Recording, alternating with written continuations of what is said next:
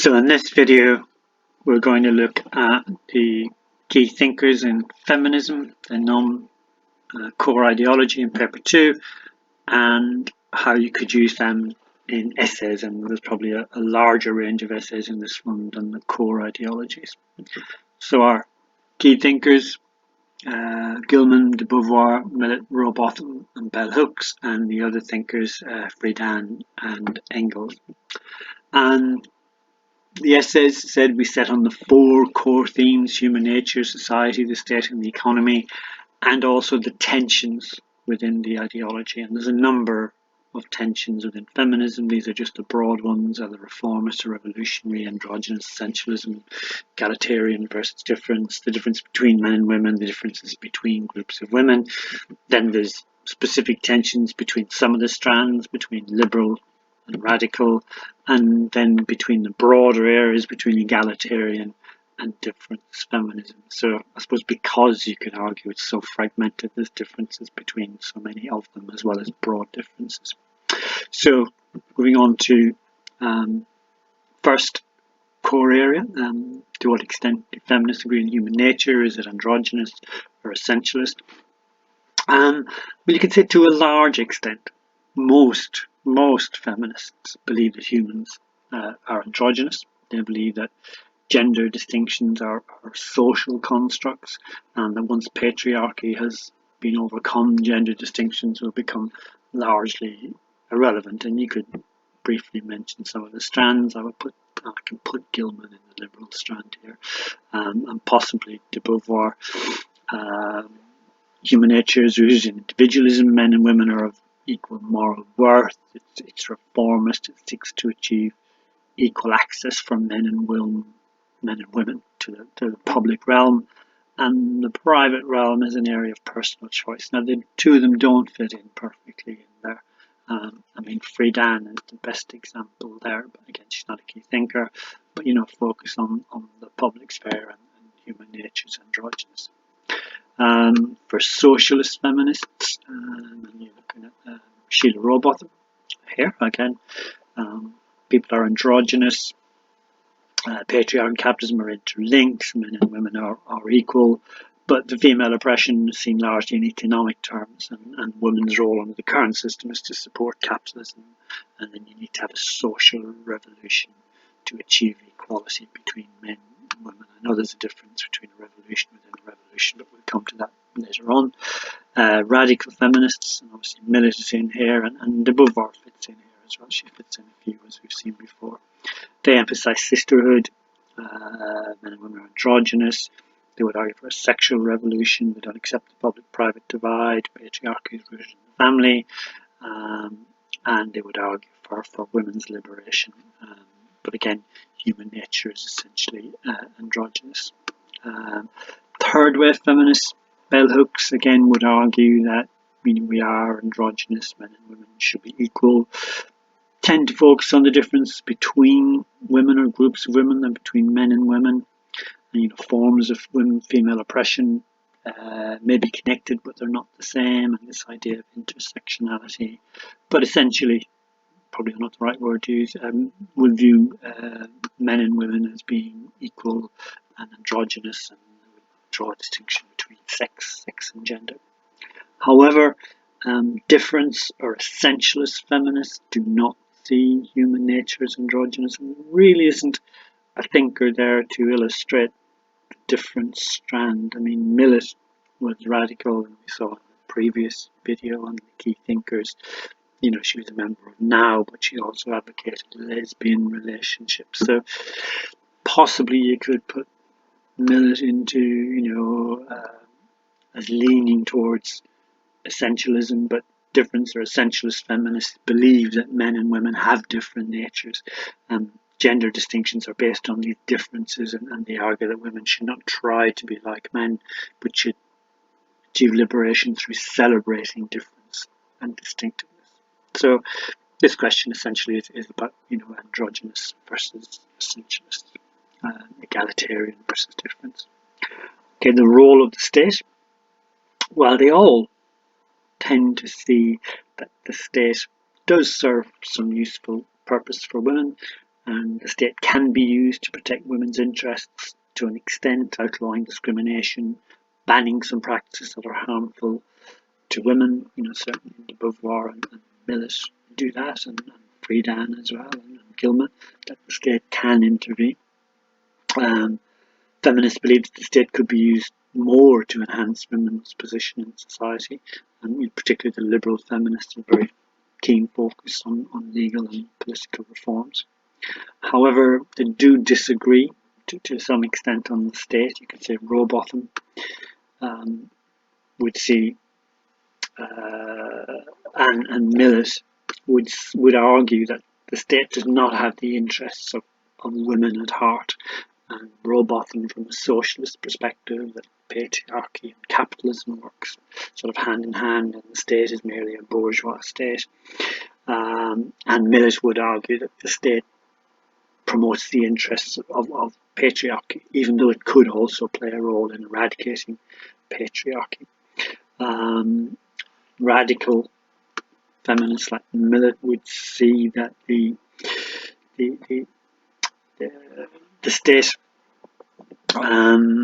reform, legal and political, is simply insufficient, and they would disagree with liberal feminists in that respect. And they would say the state does have a role in outlawing pornography and ensuring harsher punishment for domestic violence and rape and other crimes against women, where of course the liberal feminists would say the main focus should be on the public sphere.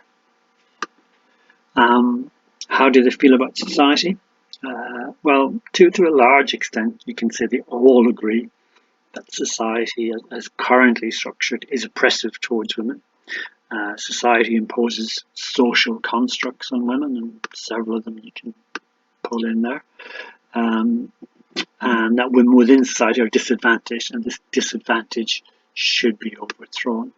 So there is quite a large degree of agreement there in terms of society and its disadvantage to women. However, liberal feminists would tend to focus very much on the public sphere and reforming the public sphere to make society more equal. Socialist feminists would say society is shaped by the modes of production, the economy of capitalism, and you can't really change society, make women more equal without changing the capitalist structure. Radical feminists like Millet would say that within society it's patriarchy that's all pervasive, systematic, institutionalized, and the family structure in the private sphere must be revolutionized to achieve a fairer society. And again, bell hooks, typify the third wave, would say that society is characterized by complex interlocking relationships. It's not as black and white as some of the other strands would see, this idea of intersectionality. And to make society fair for everybody, not just women, you need to have solidarity between oppressed or disadvantaged minorities. The economy. Does the economy work for women? To what extent is patriarchy an economic issue? Well, there's some agreement to a large extent. Rowbotham and socialist feminists would say patriarchy and capitalism are interlocking systems of oppression and exploitation, and you can only understand patriarchy in the light of economic factors. And you could mention Frederick here as well. The subordinate role of women originates with the institution of private property, with men passing property on to the sons, and the bourgeois family is merely an institution to support the capitalist system. Therefore, female equality and emancipation can only be achieved through a radical social change, such as a social revolution. Liberal feminists, Friedan, possibly put in Gilman there as well, although she overlaps with the socialist aspect as well. Women were denied economic equality through unequal opportunities in the public sphere. And the quest for equality is very much couched in terms of equal rights and equal opportunities, especially in the public realm. And Friedan and later liberal feminists would say that formal equality has largely been achieved but there's still this glass ceiling which women face, which still needs to be addressed, and kind of the Sheryl Sandberg argument as well, about leaning in. However, to a small extent, bell hooks would have a different focus than the other ones. She would say women lack economic equality, but for a variety of reasons. And equality has to take into account not just economic factors, but the different needs and circumstances of different groups of women, women of colour, working class women, women in the developing world, and also how different factors can combine to cause equality, going back to intersectionality again. And factors such as race and class can be just as important as gender in understanding economic disadvantage. And I suppose the largest area of disagreement would be radical feminists, where you could possibly put in certainly Millet and de Beauvoir, in that it's gender, not the economy, is the deepest and most politically significant social cleavage. Disadvantage is not rooted in the economy, it's rooted in the family and the social structures. Patriarchal oppression can only be overturned by a sexual revolution. The focus is not on the economy, you're looking in the wrong place, if you like. Then moving on to sort of broader tensions, the role of patriarchy. To what extent do they disagree or agree on the impact of patriarchy? Well, to a large extent, they all agree that patriarchy exists, it's harmful to the interests of women and men, and needs to be addressed. However, the disagreement again between the liberal strands like Bredan, the liberal strand tends to have the least emphasis on patriarchy. Patriarchy is there, it exists, it can be seen in inequalities and disadvantages women suffer in the public sphere, but can be addressed through legal and political reforms. Rowbotham and socialist feminists says you can't understand patriarchy without understanding the nature of capitalism as well, that they're interlinked systems of oppression, and it needs to be overthrown by a socialist revolution, get rid of capitalism, and then a revolution within a revolution to get rid of patriarchy as well. Original socialist feminists thought you could just get rid of capitalism, but later socialist feminists such as Rowbotham said no, patriarchy predated capitalism and you had to have this revolution within a revolution. Obviously for radical feminists, patriarchy is the key determinant, the key variable in female disadvantage. It's all pervasive, it's systematic, it's institutionalized, and it needs to be abolished through a sexual revolution, including dismantling patriarchy's chief institution, the family. Bell hooks, again, third wave, is a slightly different take on the other strands, although she does echo to some extent de Beauvoir's argument about women being seen as the other, in that bell hooks argue that patriarchy has led women to hate themselves in effect. And this can only be addressed by addressing the multiple disadvantages that some women face, and through solidarity between oppressed or disadvantaged groups. To what extent is feminism characterised by gender equality, which is about egalitarian or difference? Well, to a large extent. The vast majority of feminists, you can say, are egalitarian. They believe in androgyny, and women become emancipated, liberated through overcoming difference. The goal would be a genderless personhood or a sister. So the vast majority of feminists are egalitarian, although for different reasons and different analysis. Liberal feminists would seek equality in terms of equal rights and opportunities, particularly in the public sphere. Socialist feminists would argue for equality in terms of economic circumstances, economic equality, and would look to abolish capitalism to help achieve that equality. And radical feminists would look towards equality in terms of personal power, above all in the personal sphere. The area of disagreement, and again there isn't really a difference or essentialist feminist there, although you can argue that Millet had leanings towards essentialism. Difference feminists are not egalitarian in the sense they believe that personhood is a myth and there are essential differences between men and women achieve liberation through celebrating difference, not through trying to eliminate differences. Biological factors are crucial in determining psychological and behavioural traits. They are just, men and women are just different. Slightly more extreme difference ones would say, men, we are hardwired, we're biologically inclined to be oppressive and controlling, and therefore these feminists would argue that it's men that's the problem, not patriarchy.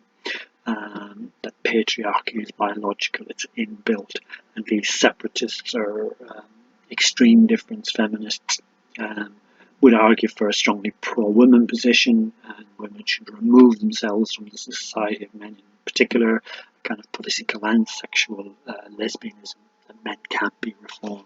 So the vast majority are egalitarian, androgynous, equality of men and women, but then a small substrand, essentialist feminists, which do not really represented in the key thinkers, but Millich, you can say, leans towards the essentialist position. Do feminists believe that the personal is political, which is clearly about the radical feminist argument and also the socialist feminist argument? Well, clearly radical feminists largely believe that the personal is political. Politics about power structured relationships. It's not about the traditional notion of politics. Politics does not stop at the front door.